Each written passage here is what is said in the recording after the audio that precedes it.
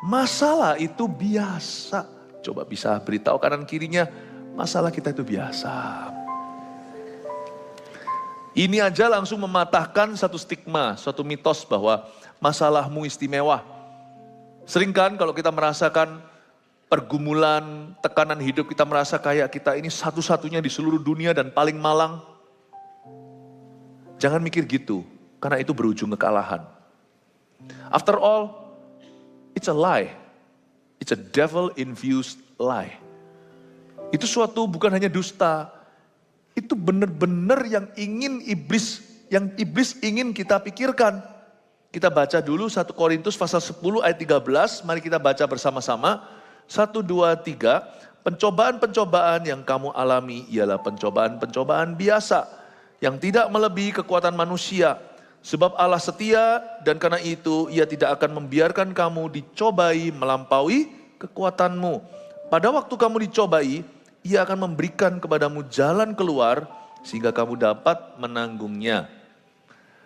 Setelah khotbah ini nanti kita akan nyanyikan lagu itu ya, masalah itu biasa, kita nyanyikan itu lagi. Tapi permulaan ayat ini ada suatu kebenaran yang langsung tampar ke wajah. Bagi orang yang suka meratapi dirinya, merasa diri paling kasihan, di sini firman jelas-jelas berbunyi, pencobaan yang kamu alami biasa saudaraku. You're not the only one di seluruh bumi ini yang alami itu. Bahkan mungkin orang lain mengalami lebih parah. Percaya dulu, your problem is not unique. Problemamu tidak unik. Spesial apalagi, gak spesial pakai telur. Nasi goreng itu ya, nasi goreng spesial pakai telur. Sama sekali not special, sama sekali tidak istimewa. Orang lain juga ngalami unda-undi 11-12. Karena itu jangan kita merasa, kalau kita dalam pergumulan, udahlah, ini the end, ini kiamatnya. Memang persoalan kita waktu kita alami itu sangat terasa besar sekali. Tapi selama kita masih bisa hidup mengalaminya, dan kita masih bisa bertahan, mungkin kita nggak bisa menyerang. Mungkin sekarang kita masih on the defensive, bukan on the offensive. Aku nggak bisa mengubah keadaan, tapi aku berusaha bertahan. Selama Anda masih bisa bertahan, berarti Anda masih lebih kuat dari masalah itu. Jangan bunuh diri, jangan quit. Sebab ini firman.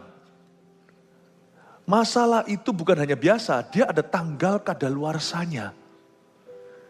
Kadang-kadang menjelang tanggal kadaluarsanya, expiry date, seperti produk yang kita taruh di kulkas, kita nggak merasa dia nggak jamuran gimana, enggak. Tiba-tiba aja jatuh tempo, lewat sudah, dan mama bilang, jangan kau minum itu. Kadang-kadang kalau kita minum sungguhan ya, nggak kerasa rusak. Sama dengan obat.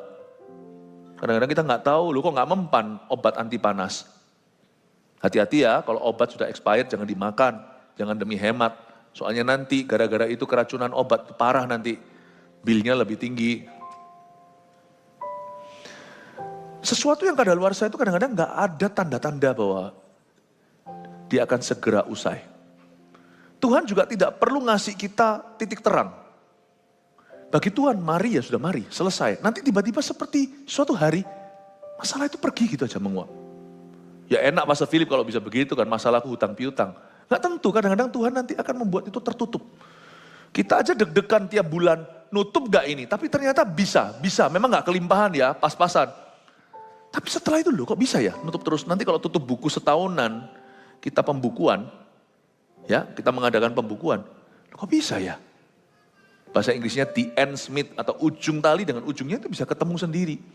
3 tahun, 3,5 tahun, seperti zaman Elia, masa paceklik itu pergi. Kita garuk-garuk kepala dan kita berkata Tuhan itu baik. Sebab Tuhan baik bahwasanya dia setia. Gak mungkin loh ini. Gak masuk hitungan kita. Kalau sudah waktunya, Tuhan tinggal membalikkan telapak tangan begini aja. Selesai. Bahkan ada satu raja, dia tidak dikenan Allah. Sombongnya setengah mati namanya Nebukadnezar. Dia gila. Kukunya itu panjang seperti monster. Dan dia setiap hari hanya merayap seperti binatang sampai harus dirantai segala padahal dia baginda. Suatu hari dia menengadah ke atas, Tuhan berkata sudah selesai. Padahal ini hukuman loh ya. Ini bukan sekedar problema, kalau kita ini problema kan bukan dihukum oleh Allah. Suatu hari mendadak dia jadi waras. Kalau Tuhan berkata sudah selesai temponya. Selesai. Masalah itu ada kadaluarsanya. Yang tidak ada tanggal kadaluarsanya adalah hati yang bermasalah. Sana boleh punya masalah, tapi hatimu jangan bermasalah. Kita boleh punya masalah, tapi jangan buat masalah. Makanya itu, ada tidak ada masalah, hiduplah setia. Hiduplah taat pada Allah. Dan yakinlah hidup dalam iman. Kalau kita nggak hidup dalam iman, kita pasti stres setengah mati, bisa-bisa depresi. Jadi stop mikir yang aneh-aneh. Seperti judul lagu tadi. Kalau suasana belum bisa jernih, jangan kau buat keruh. Yang penting kita tetap berpegang teguh, kita harus hidup dalam iman. Iman itu bunyinya begini, masalahku biasa. Masalahku ada tanggal kadaluarsanya. Mari kita sekarang lihat ayat ini lebih lanjut. Adakah solusi-solusi praktis untuk kita? Pencobaan-pencobaan yang kamu alami ialah pencobaan-pencobaan biasa. Itu sebuah pernyataan atau sebuah statement yang tidak melebihi kekuatan manusia, itu faktanya. Sebab Allah setia, ini dia tolong digaris bawah. Dan karena itu ia tidak akan membiarkan kamu dicobai melampaui kekuatanmu. Seperti lirik lagu tadi, bukan masalahnya yang luar biasa. Please jangan lihat masalahnya. Pandanglah Tuhan. Dalam bahasa Inggrisnya, do not magnify the problems, but glorify God through your problems. Magnifying glass itu kaca pembesar. Jangan diterowong, terus begini, diliatin pakai kaca pembesarmu, gede banget masalahku. Tapi besarkan dia, muliakan dia, agungkan dia, elukan dia. Susah Pastor Philip, sama energinya. Mau mengeluh, mau memuji, sama-sama pakai energi. Ada orang berkata, aku maju, mundur, kena. Kalau saya, maju kena, mundur kena, gua maju aja sekalian kena. Betul ya? Depresi itu slavery loh. Perbudakan. Orang berkata, aku nyerah makanya aku depressed. No. Depresi itu bukan rest loh. Depresi itu kerja rodi. Saya tahu, kalau orang sudah kena depresi jangan kau hakimi. Kita harus peluk dia, barengi. Dibutuhkan satu keluarga untuk membuat seseorang seperti itu keluar. Dibutuhkan satu keluarga dan gerejanya. Tapi kalau Anda tidak masuk ke situ, jangan ya. Please don't even enter. Dimulai dengan konsep yang betul dulu. Masalahku tidak istimewa. Ketika kita merasa masalah kita luar biasa, Tuhan jadi biasa. Hati-hati, tadi kebaktian sebelum ini saya sampaikan kalau kita sudah sampai pada titik di mana otak, pikiran, dan hati kita dikuasai setan sepenuhnya. Susah untuk kita keluar. So do not surrender your mind to the devil. Jangan kau serahkan kewarasan ini pada setan. Ini medan perangnya. Dimulai dengan sebuah pernyataan. Bahkan bukan iman, ini fakta kebenaran. No. Detik di mana perasaan saya menipu saya, your problem itu luar biasa. Saya berkata, no, tidak. Masalahku memang terasa luar biasa, tapi bukan berarti dia luar biasa. Tetap Tuhanku yang luar biasa. Pakai energi yang sama. Maju salah, mundur salah, maju sekalian disalahkan. Amin. Toh mundur apa guna? Kalau saya memang maju di mata orang salah, mundur di mata orang salah, tak maju sekalian. Toh disalahkan. Melayani Tuhan disalah ngerti, diam saja orang tetap bisa menyalahpahami. Melayani Tuhan aku. Paling tidak dalam stres itu masih ada buah-buah yang kekal daripada stres saja atau stres melulu. Cengli? Masuk akal? With the same energy. Energi yang sama kau pakai untuk mikir yang bukan-bukan. Kenapa enggak mikir firman Tuhan?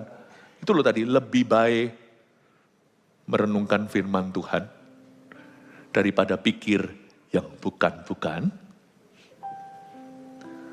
Sebab Allah setia, magnify God. Sebab Allah setia. Allah itu setia.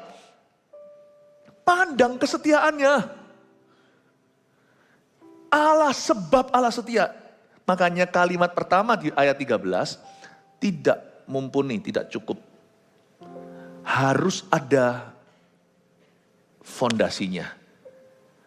Paulus berkata, masalah kita biasa karena Tuhan kita luar biasa. Dia berikan alasan mengapa kita boleh berpikir demikian, bahwa permasalahan kita tidak istimewa adalah karena Tuhan bisa, Tuhan sanggup, Tuhan mau. Fokus ke itu. Jangan fokus ke penyakitnya, fokus ke healernya, penyembuhnya. Tapi gini loh Pak Sevil, masalahku adalah, aku enggak sembuh-sembuh gimana? Masalahku tetap ada meskipun aku fokus ke Tuhan.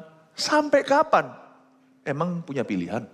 Enggak fokus ke Tuhan, masalahnya juga pergi. Kalau masalah enggak pergi, kalau kita enggak fokus sama Tuhan, masalah tetap di sana, malah jadi parah. Atau saya fokus ke Tuhan, masalah tetap di situ, saya tetap memilih untuk fokus ke Tuhan. Karena fokus ke Tuhan membuat saya waras. Masalahnya tetap sama. Tapi kalau nggak fokus pada Allah, kitanya yang berubah. Cilaka, masalah tetap ada, tapi sekarang saya pun jadi orang bermasalah. Paham maksud saya? Kalau saya fokus ke Tuhan Yesus belum ada mujizat, nggak fokus sama Tuhan Yesus, semakin hancur-hancuran. Saya fokus deh ke Tuhan, maju kena, mundur kena, maju sekalian. Percaya Tuhan belum lihat jawaban, nggak percaya Tuhan. Waduh, mendingan saya di dalam masalah bersama dengan Tuhan daripada saya meninggalkan Tuhan dalam permasalahan. Karena ketika nanti jatuh tempo, masalah itu usai, saya jangan sampai kedapatan hancur dan tidak bisa bangkit lagi. Aku mau di sana ketika Tuhan menolongku, di hari Dia berkenan. Aku mau memposisikan diriku di tempat di mana aku mudah menerima kasih karunia. Maju kena, mundur kena, gua pilih maju saja bersama dengan Tuhan. Sebab Allah setia, look upon Him. Dan Tuhan itu tidak pernah membiarkan kita itu berharap sampai titik gigit jari. Tuhan itu selalu punya jawaban dalam semua pergumulan kita. Kadang-kadang berkat mudah didapat. Kadang-kadang berkat susah didapat. Kadang-kadang berkat langsung diberi. Kadang-kadang berkat terulur berhari-hari. Atau lebih lama dari itu. Tapi saya tahu bahwa Allahku setia. Kata setia di sini artinya pasti. Tuhan pasti menolongku. Mungkin sekarang aku kurang mengerti. Dan cara Tuhan menolong saya itu mungkin berbeda dengan ekspektasi saya. Kadang-kadang persis seperti yang saya harapkan. Tapi selalu melampaui yang saya harapkan. Tapi kadang-kadang berbeda yang saya harapkan. Pokoknya Allah setia itu artinya Tuhan pasti menjawab aku. Ya, tidak, atau tunggu, Dia pasti menjawab saya. Sebab Tuhanku nyata, Allahku hidup, Dia tidak mati. Dengan keyakinan yang pengku, yang keras kepala, dengan cara yang perlu, saya bisa pegang teguh, membuat saya jadi sen, membuat saya jadi waras dalam problema yang menekan saya. My God knows where I am, Allahku tahu di mana aku berada, di kilometer berapa, Dia tahu aku bisa tersesat, Allahku tidak pernah tersesat dalam kasusku. Dia tahu di mana aku berada, dan Dia berjanji menyertai. Dan bahkan ada ayat selanjutnya, Dia akan memberiku jalan keluar dari masalah ini. Allah setia itu berarti kita appeal, naik banding untuk lihat karakternya. Kita pakai magnifying glass atau pakai kaca pembesar untuk terus menerowong kepribadiannya. Meskipun saya tidak tahu what to expect per today, hari ini, apa yang boleh saya ekspektasi. Satu hal yang pasti, jawaban doa itu persisnya wujudnya seperti apa kadang-kadang kita nggak tahu. Tapi karakter Allah seperti apa bukan misteri buat aku. Allahnya Abraham, Allahnya Yakub, Allahnya Ishak, bahkan Allahnya Yusuf yang ada di rumah Potifar di penjara itu. He is my God. is my God. Jangan imanmu lemah. Jangan kehilangan iman saat dalam masalah. Justru gunakan iman dalam permasalahan.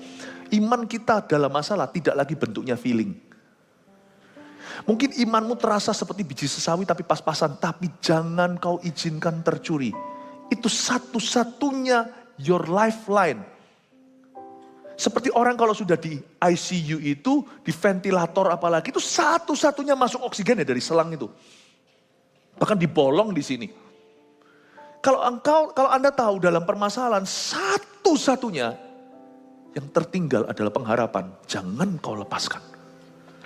Meskipun perasaan Anda, imanku itu tidak ada.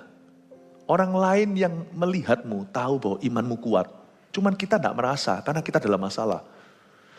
Orang lain itu kadang-kadang bisa di dalam batinnya kalau dia jujur, dia bisa mengakui kalau itu aku yang alami, aku tidak mungkin sekuat kamu. Orang yang ditinggal mati, tiba-tiba jadi janda, nangis-nangis sedih, tapi masih bisa bersyukur kepada Tuhan. Kita aja diam karena ini berkabung. Kita mikir kalau kita ditinggal pasangan, gak tentu kita bisa setabah dia. Sungguhan loh. Kalau dalam masalah itu iman gak kerasa memangnya. Siapa di sini merasakan air atau merasa basah kalau berada di dalam air? Waktu Anda menyelam, Anda tidak rasa water. Ya, kalau kita renang ya di tempat yang dingin itu paling nggak enak itu waktu pertama kali nyemplung dingin. Tapi setelah lama kita masuk, kita tenggelam, nggak terasa tuh. Mana ada orang yang diving, yang menyelam basah? Nggak ada yang merasa basah kalau sudah di dalam air. Waktu dalam masalah, imanmu memang tidak terasa. Itu normal saudara. Jadi jangan rasakan imanmu. Terus aja pengakuan iman. Jangan berhenti. Terus aja renungkan firman. Lawan pikiran. Apalagi pikiran yang aneh-aneh. Ada jalan keluar kok. Sebab Allah itu setia. Karena ia tidak akan membiarkan kamu dicobai melampaui kekuatanmu. Buktinya sana masih kuat. Tuhan tahulah batasnya. Misalnya kalau ada di sini yang sweet tooth bahasa Inggrisnya, yang suka manis-manis, hati-hati gula. Hati-hati gula darah, diabetes ya. Apalagi kalau ada keturunan dari sisi mama. Misalnya kalau ada di sini tuh nggak tahan pencobaan, makanya mau manis terus. Nggak mungkin lah. Tuhan nggak akan berangus mulut kita karena kita bukan hewan. Selama kita masih diberikan kemerdekaan atau kebebasan sebagai manusia, pasti ada pencobaan karena kita punya pilihan. Tapi nggak mungkin Tuhan itu akan izinkan, ya misalnya orang yang demikian, misalnya dia adalah seorang bapak, anaknya suka makan coklat. Nggak mungkin lah bapak itu iseng lalu anaknya dikasih pabrik coklat gitu ya. Atau bukan pabrik coklat ya, bukan lah ya, tapi anaknya itu nggak mungkin lah. Maksud saya adalah, Tuhan itu tidak akan izinkan kita itu kecemplung masuk dunia pencobaan yang melebihi kekuatan kita sehingga kita tidak punya pilihan. Satu-satunya makanan ya harus manis-manis. Nggak mungkin. Tapi jangan kau minta Tuhan ambil semua gula di sekeliling Anda. Jangan minta begitu. Kita yang harus tahu diri. Karena badan kita juga perlu darah, badan kita juga perlu gula maksudnya. Kalau kita sugar levelnya turun itu juga bahaya loh. Makanya orang pakai alat ini kadang-kadang untuk bisa mengukur gula kelebihan atau berkurang. Orang bisa mati loh kalau kadar gulanya itu tiba-tiba drop. Tetap akan ada pencobaan sekeliling kita. Tapi Tuhan tidak akan jorokkan kita atau kita tidak akan didorong masuk ke dalam pencobaan yang melebihi kekuatan kita. Ia tidak akan membiarkan kamu dicobai melampaui kekuatanmu. Tuhan akan mensensor apa yang menjadi beban hidup kita. Kenapa Tuhan tidak ambil aja semua? Ya nggak bisa. Kalau Tuhan lakukan itu, Pinocchio sana. Boneka kayu, bukan manusia yang dicipta dalam gambaran rupa Allah. Selama kita hidup pasti ada pencobaan. Dia tidak akan membiarkan kamu dicoba, itu berarti Tuhan akan mensensor batas kekuatan kita di mana. Tuhan tidak akan izinkan kita masuk dalam situasi keadaan di mana kita tidak punya pilihan. Enggak, berarti selama kita masih bertahan dalam pencobaan atau dalam tekanan atau dalam persoalan, berarti kita masih punya pilihan. Don't believe a thing, jangan percaya kalau setan membisikkan, lu sudah gak punya pilihan, mati lu. Beritahu dia kembali, tunjuk ke wajahnya, tuding tuh mukanya, berkata, kamu salah, kamu berdusta, dasar pendakwa. Beritahu sama iblis, aku punya pilihan. Ini ayatnya, sebab ketika aku dicobai, ia akan memberikan kepada aku jalan keluar. Aku tidak akan dicobai melampaui kekuatan. Aku punya pilihan. Tuhan akan mensensor, Tuhan akan supervisi. God will supervise and censor the temptations that come your ways. Tuhan pasti akan menyensor dan juga menjaga. Tuhan juga akan meluluskan atau melarang. Tuhan tahu batas-batas kekuatan kita dan Tuhan tidak akan membiarkan kita dicobai melampaui kekuatan kita. Pada waktu kita dicobai, Dia akan memberikan kepada kita jalan keluar sehingga kamu dapat menanggungnya. Kadang-kadang Tuhan izinkan waktu kita dalam masalah, kita segera keluar dari sana. Mujizat terjadi, terobosan. Sometimes, kadang-kadang Tuhan memang keluarkan kita dari masalah. Tapi terkadang Tuhan tidak keluarkan kita dalam masalah, tapi Tuhan masuk dalam masalah kita. Dia bukan menjadi masalah hidup kita, dia akan bantu kita. Itu yang disebut kamu dapat menanggungnya. Itu dari situlah keluar kata tabah. Sometimes Tuhan begitu aja, mentah-mentah, semerta-merta langsung keluarkan kita dari masalah. But sometimes God will be with you in your troubles. Allah akan menyertaimu di dalam permasalahan itu. Kenapa mujizat terjadi? I don't know, saya tidak tahu. Kenapa nggak langsung berubah keadaan? Kan Tuhan bisa. Saya nggak tahu. Jalan Tuhan bukan jalanmu. Rencana Tuhan bukan rencanamu. Timing Tuhan bukan timingmu. Sometimes miracles happen. Saya tahu, berkali-kali saya melihatnya dan kami terus melihat mujizat demi mujizat terjadi di antara jemaat. Tapi kadang-kadang kita bisa melihat, orang-orang luar aja tahu. God is with you my friend in your trouble. Allah beserta denganmu di dalam permasalahan hidupmu. Tuhan akan memberimu jalan keluar, atau kamu bisa menanggungnya. Sehingga kamu dapat menanggungnya. Tuhan akan memberi kepadamu jalan keluar ini bagus sekali. God will provide a way of escape, bahasa Inggrisnya. Ya, seperti apa itu? Escape room apa-apa itu ya. Tuhan akan memberimu, menunjukkan, hey, itu loh exitnya. Tuhan akan nanti menyatakan exit plan-nya. Masalah kita itu biasa, ada tanggal kadaluarsanya, ketambahan, ada jalan keluarnya. Katakan amin. Yang pasti ada beberapa hal yang merupakan jalan keluar. Ada beberapa hal lagi yang nampaknya seperti jalan keluar, tapi bukan. Jangan ke sana ya. Misalnya, Anda berada di satu ruangan gitu ya, tempat dan kelihatannya itu menjanjikan, ada terang. Ini kayak di game room gitu ya. Nanti kalau Anda masuk ke situ, nggak tentu, malah justru jebakan, pintu tertutup rapat, terkunci dari luar. Apa yang nampaknya itu seperti jalan keluar, tolong diuji dulu dengan firman. Nggak tentu itu jalan keluar, itu bisa menjadi jalan masuk lebih dalam. Yang pasti yang bukan jalan keluar adalah giving in to temptation. Menyerah dan kompromi. Itu bukan jalan keluar. Bukan jalan keluar. Ketika seorang kena narkoba, dia mau bebas. Waktu dia sakau atau waktu dia kecanduan kan dia mau lagi. Kelihatannya jalan keluarnya adalah baliklah, hisap lagi. Nampaknya seperti jalan keluar. Tapi itu tipu muslihat setan. Karena iblis juga bisa berpose seperti malaikat terang. Relief I can give you. Iblis seolah-olah berkata, aku bisa memberimu kelegaan. Tapi kelegaan seperti itu justru membuatmu lemah, semakin kecanduan. Baliklah ke sana, Anda akan berakhir mati mengenaskan. Jalan keluar Tuhan mungkin tidak mudah. Kadang-kadang membuat orang itu harus keringatan, harus ambil handuk untuk gigit.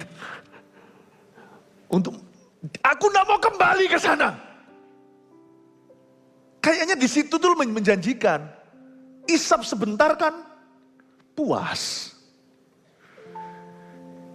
Orang-orang muda misalnya, mungkin dunia berkata it's okay lah.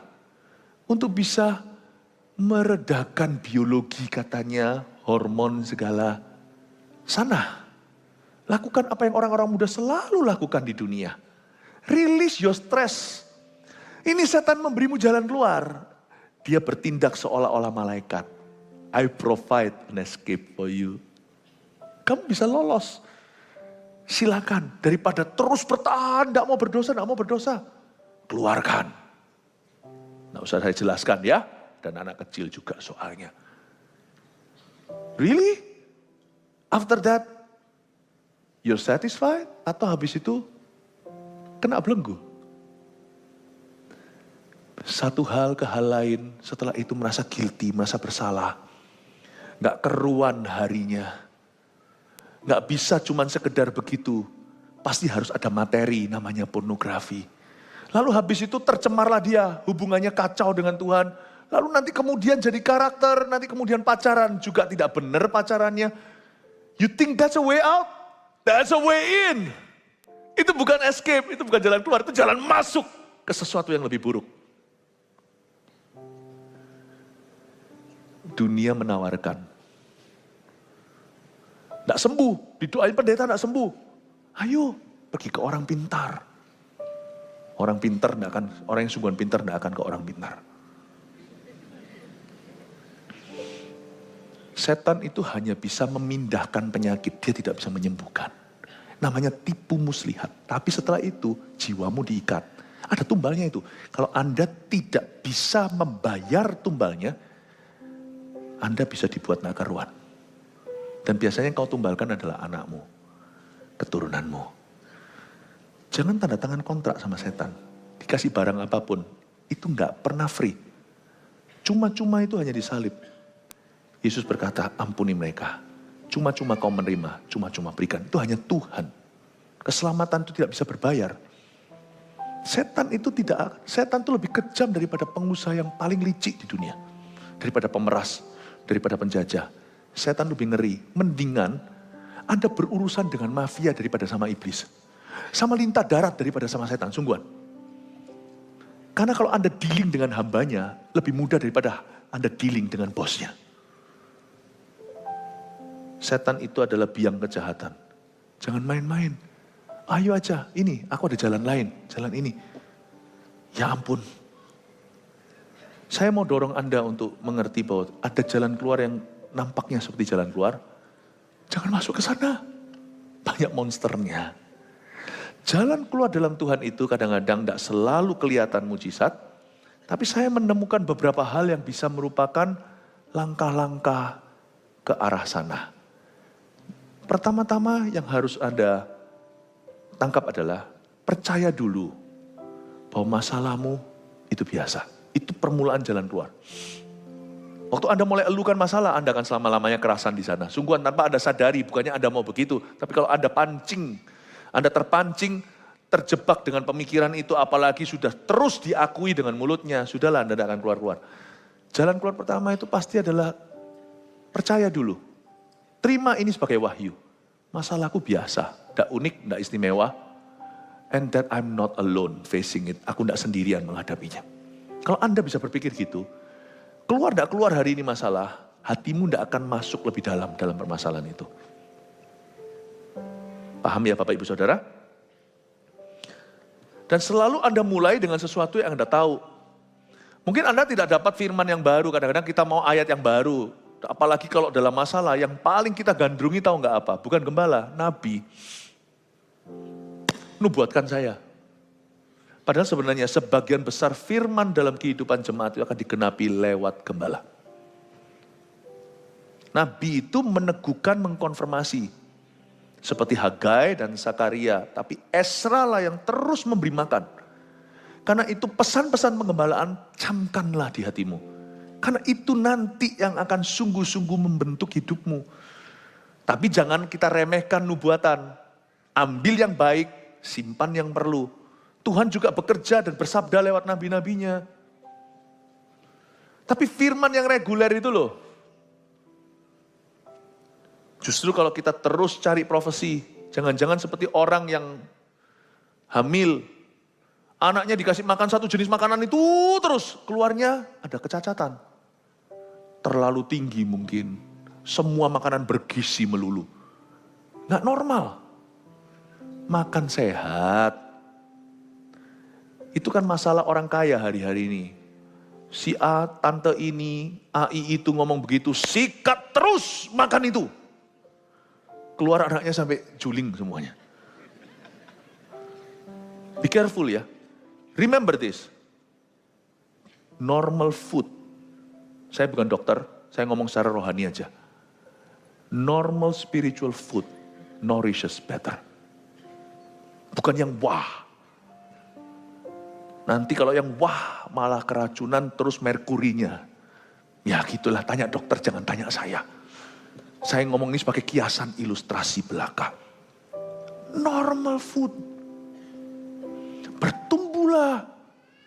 Begin with what you've been taught. Mulai dengan apa yang sudah diajarkan kepadamu on regular basis atau secara reguler. Mulai dengan itu. Gak usah cari firman besar. Belajar bentuk otot kecilmu. Karena itu yang mengangkat barang. Anda pernah lihat gak orang kalau gede-gede gitu. Sama orang yang melatih ototnya bukan untuk show. Panco. Gak tentu menang loh. Anda tidak perlu otot besar, bukan otot besar, gak perlu firman besar. Firman kecil yang melengkapi, terus menerus tapi consistently, itu yang membentukmu. Kalau Anda bisa begitu, Anda akan kuat menanggungnya. Bahkan kemungkinan besar akan menemukan jalan keluar. Begin with what you've been taught. Mulai dengan apa yang sudah diajarkan. Mulai dengan apa yang kau sudah tahu. Gak usah cari sesuatu yang baru. Terakhir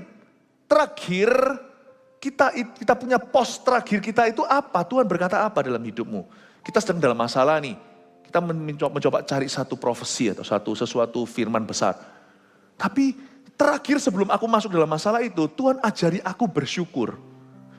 Kembali ke benteng itu. Kalau Anda belum dapat sesuatu baru, baliklah kepada sesuatu yang Anda sudah tahu, meskipun itu sesuatu yang lama. Karena masalah punya tanggal kadaluarsa, firman Tuhan tidak ada expiry date-nya.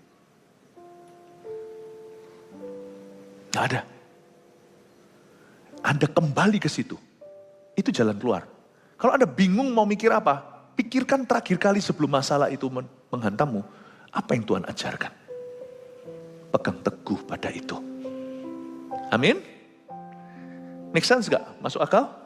Semoga ini bisa berbicara dalam kehidupanmu. Dan selalu salah satu jalan keluar lagi yang saya lihat ya. Ini bukan jalan keluar sungguhan. Tapi ini sungguh-sungguh membuat kita itu kuat. Positioning namanya, memposisikan diri untuk menerima kasih karunia lebih. Selalu pilihlah untuk bersyukur Bapak Ibu. Always be grateful. Kalau saya tidak tahu saya harus gimana apa, saya masuk hadirat Allah nangis mungkin. Tapi saya akan mensyukuri semua yang saya sadari. Saya akan syukuri teman saya, saya syukuri keluarga saya syukuri ini, itu, saya syukuri semua. Kaget saya. Kok ada kuasa ya dalam bersyukur? Kaget. Entah gimana, tiba-tiba bukan hanya saya dikuatkan. Keadaan saya pun berubah. Tidak magic show, tapi saya tidak bisa sangkali. There is really power in giving thanks. Coba baca aja di perjanjian lama cerita-cerita gimana Tuhan porak-porandakan musuh hanya karena mereka memuji Tuhan. Always choose to be grateful. Itu jalan keluar. Karena kalau mengeluh, masuk masalah baru. Orang mengeluh itu masuk masalah baru. Sungguhan itu. Orang Israel memang menghadapi raksasa. Mereka menghadapi teman-teman Goliat. Tapi mereka ngomel terus. Terus bersungut-sungut. Lihat ya, masalah mereka tidak pergi, masalah baru tiba. Yang satu belum kadaluarsa, tiba-tiba masalahnya ditumpuk dengan sesuatu yang mereka tidak duga. Matilah mereka di padang gurun. If I cannot make things better, I better not make it worse. Kalau saya tidak bisa membuat sesuatu lebih baik, saya tidak akan membuatnya lebih buruk. Bersyukur membuat kita selalu berada di pancang kasih karunia. Kita itu diposisikan kokoh patok-patoknya untuk kita menerima sesuatu anytime Tuhan mencairkan kasih karunia-Nya. Hal yang lain yang saya perhatikan jalan keluar adalah waktu Anda belajar untuk mendoakan orang lain. Itu obat luar biasa untuk jiwamu, sadarkah Anda? Kami ini sangat beruntung. Tapi kalau kami menyadari bahwa itu keuntungan, kalau enggak, hamba-hamba Tuhan pun, pendeta-pendeta bisa stres, setengah mati, dan depresi. Kami ini suka tidak dan dalam duka, dalam kondisi baik atau tidak baik, kami itu selalu diberondong, selalu akan diborong, selalu akan dikeroyok orang, doakan aku. And I think that's a place of privilege. Makanya kalau Anda di CG, Anda mengambil tanggung jawab, jadi pemimpin rohani buat seseorang, itu bukan beban. Itu privilege, itu hak istimewa. Karena ketika kita mendoakan orang lain, kita sendiri dikuatkan. Itu jalan keluar. Sungguhan. Karena itu membuat kita dekat dengan tahta kasih karunia yang nanti kita sendiri pun akan memperoleh pertolongan untuk kita. Saya merasakan kalau saya mendoakan orang lain, jiwa saya pun dikuatkan. Lalu salah satu lagi jalan keluar, saya kasih beberapa saran. Menyaksikan kebaikan Tuhan. Mungkin Anda belum keluar dari masalah itu, jadi jangan menggurui siapa-siapa. Tunggu sampai keluar dulu, nanti baru cerita. Tapi kan ada banyak hal yang Anda bisa ceritakan. Kebaikan Tuhan. Mulut itu jangan dipakai untuk bersungut, jangan pakai untuk pesimis. Nanti jangan-jangan Tuhan tidak berkenan seperti 10 pengintai itu. Wah, kami akan dimakan habis-habis, kami akan ditelan mentah-mentah. Tapi Yosua berkata tidak, kalau Tuhan sudah suruh, Tuhan pasti setia. Kita bisa pakai mulut kita untuk memproklamasikan. Bukan kemerdekaan, memproklamasikan kebaikan Tuhan. Aduh, Tuhan itu baik, aku masih dalam masalah. Tidak usah gini, aku dalam masalah, malangnya aku. Tidak usah begitu, itu air mata toh percuma terbuang. Aku tahu lu kasihan. Tapi dengan menangisi dirimu, tidak kemana-mana dirimu. Mendingan nangisnya begini, aku masih dalam masalah. Udah, gak usah cerita lebih lanjut. Kecuali kalau cerita kepada orang yang berwenang mendengarkannya. Yang bisa membantu Anda, menguatkan Anda. Kalau Anda kesaksian cukup, aku masih dalam masalah. Tapi Tuhan itu baik. Di tengah-tengah masalahku ini, anakku sekarang malah justru sungguh-sungguh sama Tuhan. Wow. Bisnisku jatuh, aku harus merangkak dari bawah. Berapa tahun kemudian aku harus mengembalikan hutang. Karena diajarkan di gereja, tidak boleh lari dari tanggung jawab. Tapi di tengah-tengah semuanya ini, aku masih bisa sekolahkan anakku sambil mengembalikan hutang. Tuhan itu memberi rezeki kemarin. Ya, dagangan saya dibeli lebih banyak daripada hari sebelumnya. Terima kasih Tuhan, Engkau selalu mencukupkan. Orang tahu Anda jujur, tidak dibuat-buat, tidak perlu pakai, oh demi puji Tuhan, tidak usah begitu-gitu. Gak usah banyak gaya, ngomong apa adanya. Esensi bukan sensasi. Ngomong aja terus terang. Aku masih dalam masalah, gak usah ngomong masalahku sekarang. Toh sudah didoakan, beberapa orang tahu. Tapi di tengah-tengah itu aku tetap bisa bersaksi akan kebaikan Tuhan. Anakku, ya keluargaku masih bisa makan. Anakku masih bisa sekolah. Malah justru sekarang dapat nilai A. Di tengah-tengah semua permasalahan. Mungkin misalnya kalau suaminya salah satu dari pasangan itu selingkuh misalnya, lalu habis itu tapi sekarang justru kami satu keluarga mendoakan supaya keluarga kami pulih. Nggak tahu ya, kalau Anda terus memproklamasikan kebaikan Tuhan, terus menceritakan kebaikannya, sama sekali nggak ada yang salah dengan itu dan Anda tidak bisa overdosis. Menyaksikan kebaikan Tuhan itu tidak ada efek sampingannya. Dan dia selalu berbuat baik dalam jiwamu. Dan dia selalu mendatangkan kebajikan. Jalan keluar mungkin belum ada, belum kelihatan. Tapi Anda, langkah keluar sudah Anda siapkan. Jalannya belum kelihatan. Langkahmu sudah ke sana. Bersyukur, menyaksikan kebaikan Tuhan. Ya, mendoakan orang lain, terus melayani. Itu langkahmu sudah ke arah yang benar. Amin. Seperti lagu tadi, suruh melangkah ke kiri, ke kanan. Tapi dalam kehidupan, Tuhan suruh kita melangkah ke jalan keluar itu. Siapkan dirimu, sebab Tuhan akan menolongmu. Tuhan tidak pernah meninggalkanmu yatim piatu. Kalau Anda belum lihat jalan, pilih langkahnya dulu. Saya tahu kalau Anda sudah melangkah ke situ, pas Anda sampai di sana, dan jatuh tempo Tuhan tahu kapan kadaluarsa. Anda terkejut, tiba-tiba pintu terbuka di depanmu. Tidak tahu dari mana. Yang penting Anda sudah melangkah dulu ke situ. Dengan iman percayalah, dalam pencobaanmu, dalam persoalan, Tuhan sudah, bukan akan, menyediakan jalan keluarnya untuk setiap kita. Haleluya. Yang percaya masalah kita biasa, Tuhan kita luar biasa. Kasih tepuk tangan untuk Tuhan. Come on everybody. Mari kita semua bangkit berdiri.